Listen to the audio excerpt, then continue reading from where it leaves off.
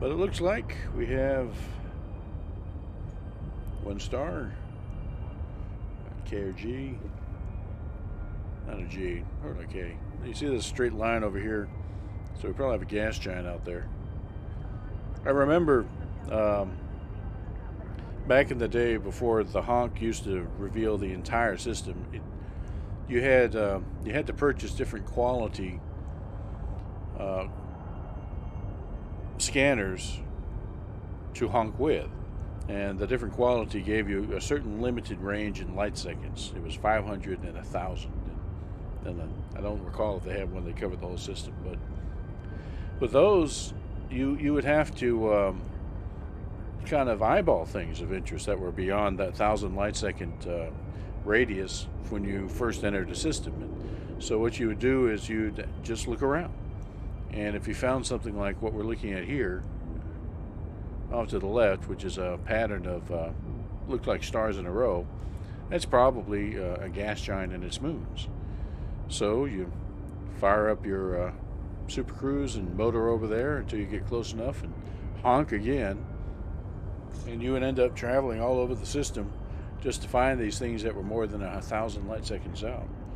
Sometimes you didn't get them all at all, and you folks have run across this, because sometimes you'll come across a system that someone's already been to, but they've only explored like a few things on the inside, and then like the first 5 planets of a 20 planet system, and then everything beyond planet 5 is unexplored. Well, that might be a legacy from those old days, because somebody came through a long time ago when they didn't have those system scanners that had infinite range. Oh yeah, I know. I have. I was a Kickstarter supporter, and I think at least one of our others was too. E, I think you too were a Kickstarter supporter. Because I remember playing Elite on my Commodore 64 back in the 80s. It was my favorite game back then. And talk about old tech. There you go. Yeah, exactly.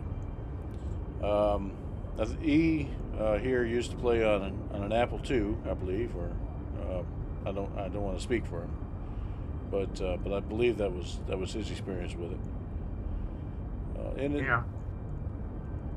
it was a great game. I loved it back then, and it's just gotten better now. And folks, again, we talked before about Odyssey and some of the missteps that have happened recently, but I'm looking at this with a long view, going back all those years, 40 years of history to this game, and it's just gotten better and better and better.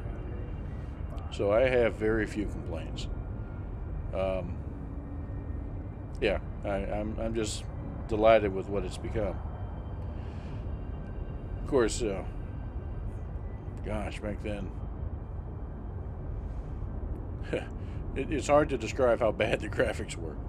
They were all you had at the time, but it's hard to describe to a modern audience just how it is. You have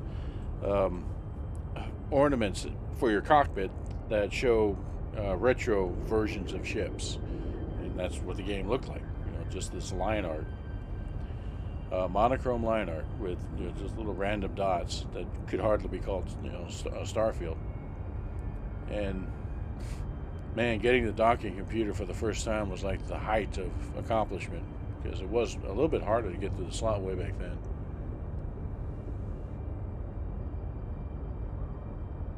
That's right. Agreed, absolutely. And in fact, the Frontier team seems to be going through some hard times right now. Maybe too many projects. I don't know the details, but I would think it's in all of our interest as players of the game to support them and let them move along at their own pace and just enjoy what we have while we have it.